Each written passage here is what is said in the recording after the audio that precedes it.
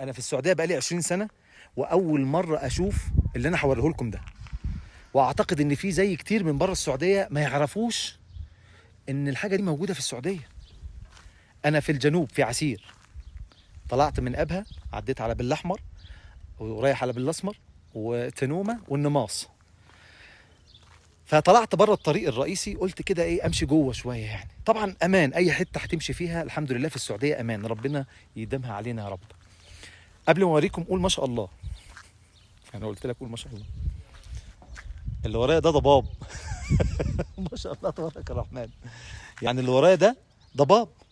احنا في شهر 7 في يوليو، يعني عارف لو في الشتاء هقول لك ماشي طبيعي، لكن احنا في شهر 7. يعني انت دلوقتي قاعد حران والشمس اكلت دماغك والميه السخنه جابت لك تسلخات.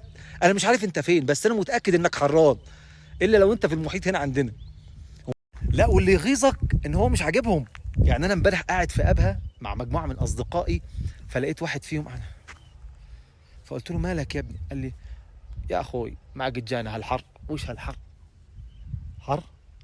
احنا العصر درجه الحراره 26. الله انه حر يا ابني. حس بينا، يحس بيك ربنا، حرام عليكم. ما شاء الله ما شاء الله. القريه اللي انا فيها اسمها آل عزه. ما شاء الله تبارك الرحمن. ما شاء، قول ما شاء الله.